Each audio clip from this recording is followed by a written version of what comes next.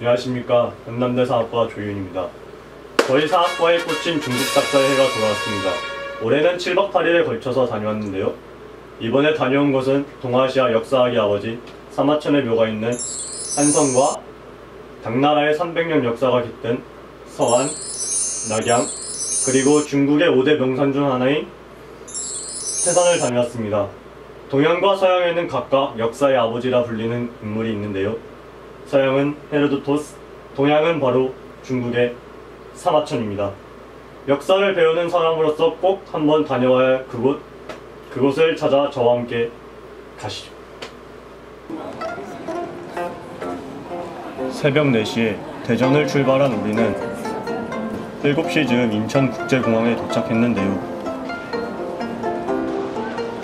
새벽 일찍 일어난 탓인지 다들 피곤한 기색이 역력했습니다. 그것도 잠시 공항에 도착하자 다들 사진을 찍고 저마다 웃고 떠들며 빨리 비행기를 탔으면 하는 생각에 들떠있는 모습입니다. 드디어 출국 수속을 하러 가자 하시는 교수님의 말씀에 약속이라도 한 듯 힘차게 캐리어를 끌고 한국을 떠납니다.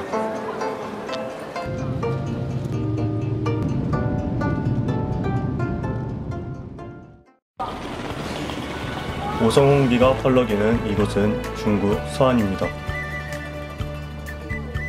비행기에서 내리자마자 한 첫 식사. 너무 배가 고파서 그랬는지 중국 음식의 강한 향을 느끼지도 못하고 맛있게 먹었다 하네요.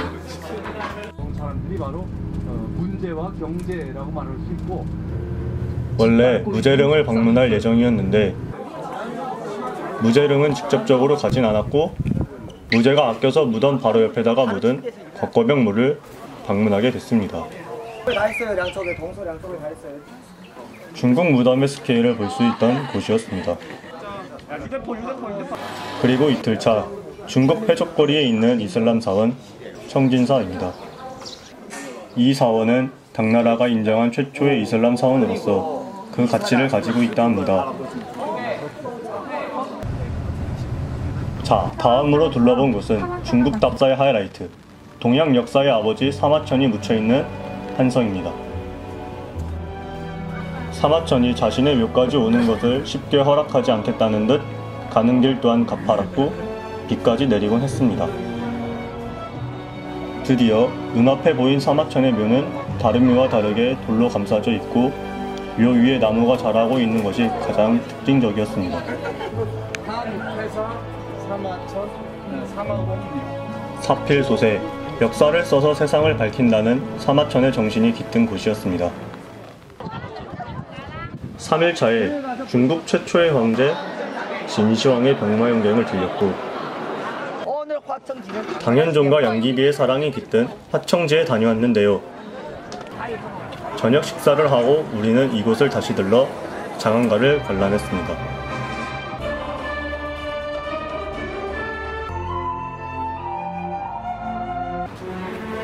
4일차에는 첫 일정으로 조금 특별한 곳을 다녀왔는데요.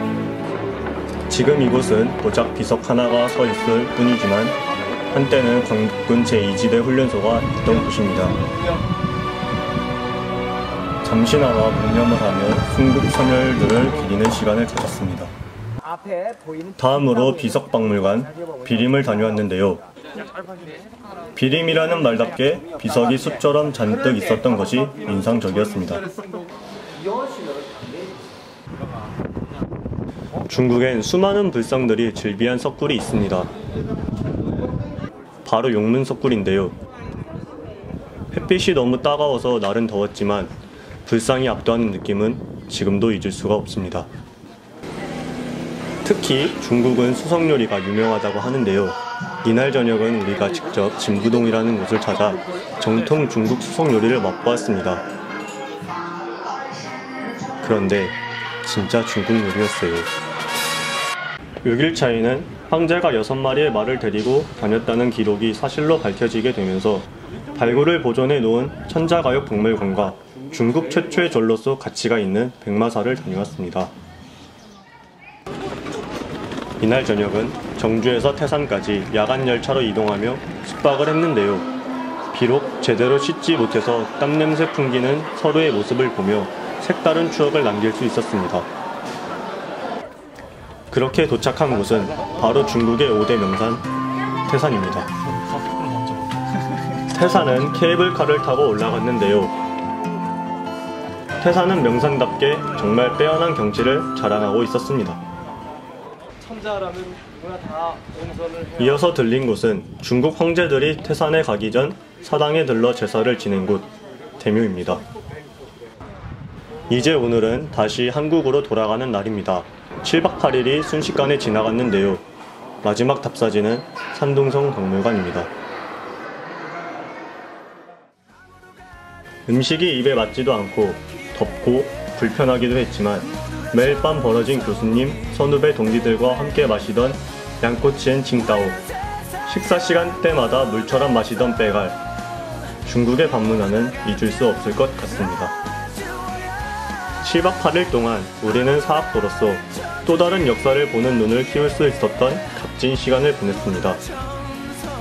이러한 값진 경험은 우리 스스로의 시대를 통찰할 수 있는 큰 안목을 가진 진정한 역사인으로 만들 것입니다.